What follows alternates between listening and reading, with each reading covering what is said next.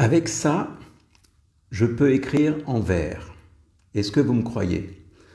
Il est bien bleu là, hein. C'est un marqueur de couleur bleue. Et pourtant, je vous fais le pari que je peux écrire en vert avec. Vous ne me croyez pas, hein? En fait, il faut vous montrer. Et c'est ça le truc. Ça va être d'ailleurs le thème de la soirée. Alors, je vous montre qu'avec ça, on peut écrire en vert. Bon, elle était facile. Elle était facile. En attendant, eh bien, il existe comme ça plein de stratégies. Alors tout d'abord, bonsoir à tous. Il y a plein de stratégies pour, quelque part, contourner parfois, surtout quand on joue. Par exemple, les joueurs de poker le savent bien, ils utilisent des feintes, et la feinte fait en sorte, quelque part, que l'autre en face croit qu'il a gagné, croit qu'il s'en sort bien, et au final, eh bien, le joueur de poker abat ses cartes, et c'est lui qui remporte la partie. Il n'y a pas que ça, hein. On voit par exemple les joueurs d'échecs. Magnus Carlsen, je ne sais pas si ça vous dit quelque chose. Magnus Carlsen, c'est quelqu'un qui est, on va dire, un très très grand dans le monde des échecs et qui a 20 coups d'avance. C'est énorme, 20 coups d'avance. Ça veut dire qu'au moment où vous jouez aux échecs avec cette personne, eh bien, 20 coups à l'avance, il sait exactement, précisément ce qui va se passer. C'est-à-dire qu'il sait, par exemple, s'il va vous mettre en échec et mat, s'il va peut-être plus tard vous prendre votre reine, votre tour, peu importe, mais en attendant, il est donc très habile. Donc, vous voyez que parfois, on est figé sur une apparence, comme l'exemple de mon stylo bleu qui écrit en vert, et puis finalement, on se dit, mais non, mais c'est pas possible.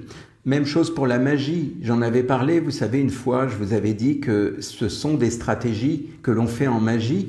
Par exemple, le magicien va faire mine de se tromper, donc pour vous, pour le public, et du coup, évidemment, le public commence à observer avec ses propres yeux, et puis qu'est-ce qu'il fait, le public? Eh bien, il commence à sourire d'un air de dire, le magicien, il est en train de se tromper. Et le pire, c'est que le magicien est un vrai joueur, un vrai comédien.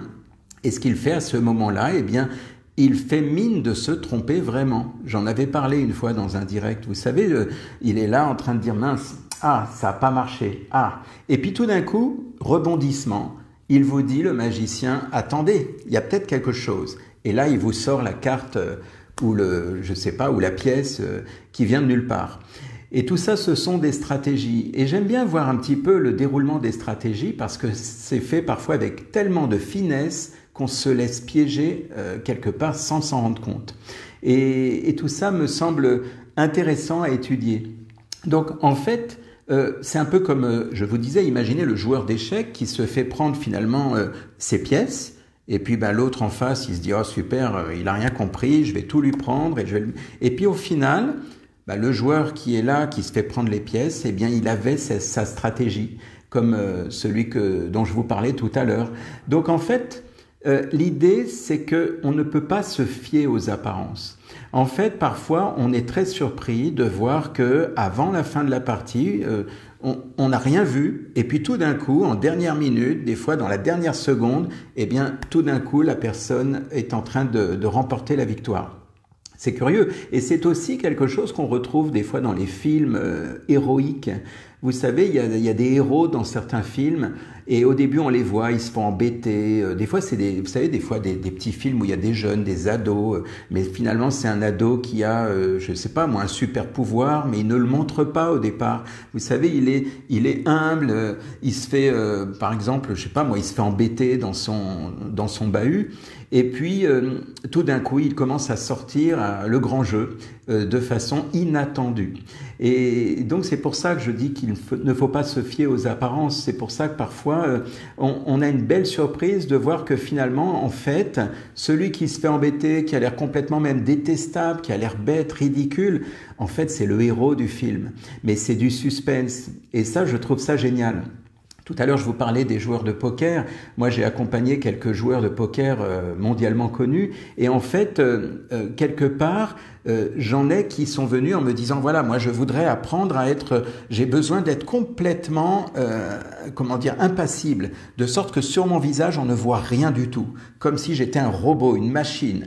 Ah oui, je vous assure, il y en a, ils veulent vraiment qu'il n'y ait aucune émotion pour gagner la partie, parce que c'est l'affaire des fois de quelques milliers, voire de centaines de milliers d'euros. Donc quelque part, j'allais dire, il ne faut pas perdre là. Il faut vraiment être au top.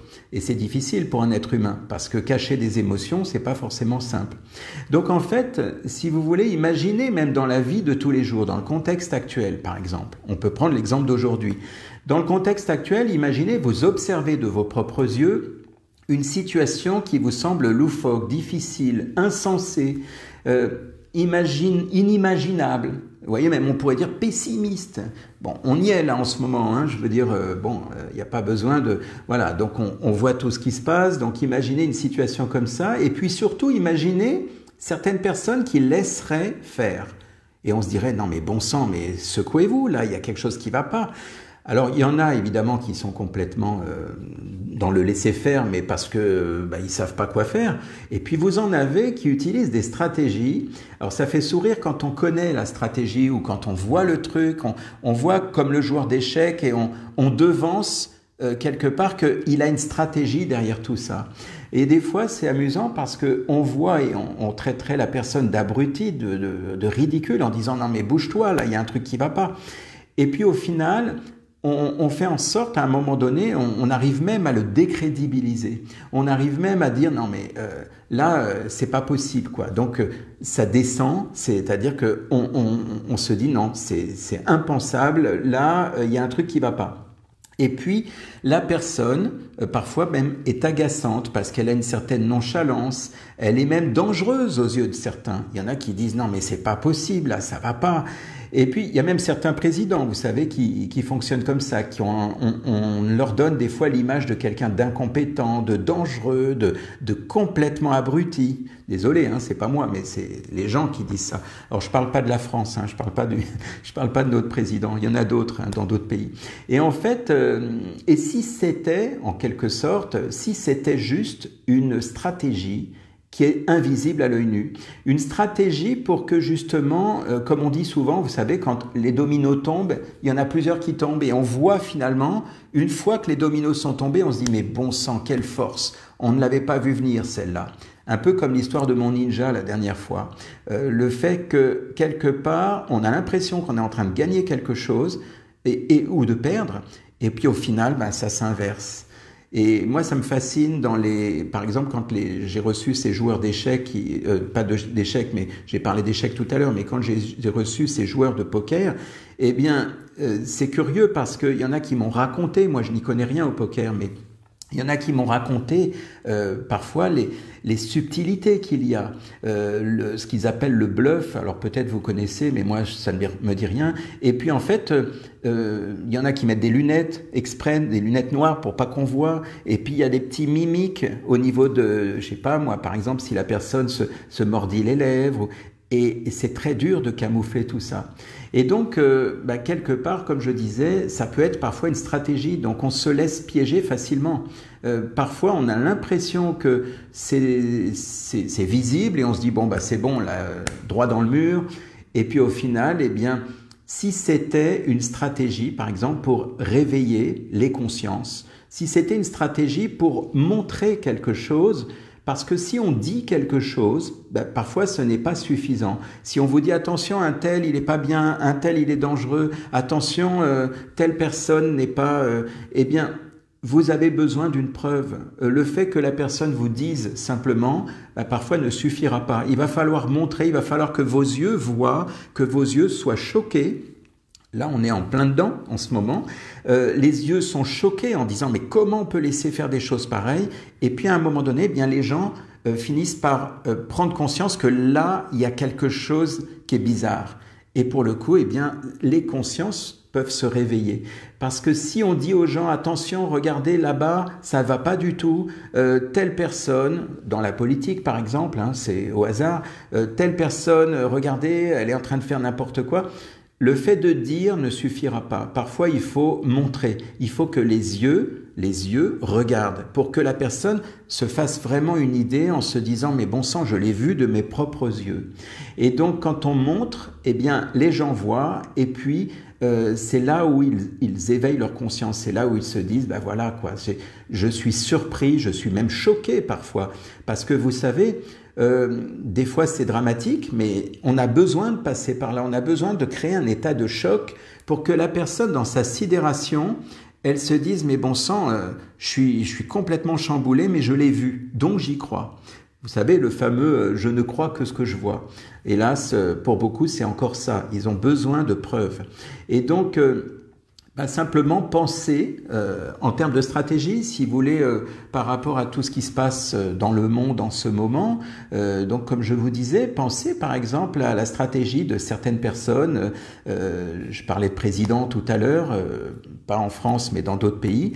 Eh bien, pensez à toutes les subtilités qu'il peut y avoir parfois et qui semblent complètement à l'inverse. Quand on voit cette personne ou ces personnes agir, on se dit non mais ça va pas du tout. Les stratégies, on ne les voit pas finalement, on ne les voit pas venir. Et puis c'est seulement lorsque le rideau tombe, lorsque le voile, j'allais dire le masque tombe, que là tout d'un coup on se dit mais bon sang, c'était bien joué, on ne l'avait pas vu venir.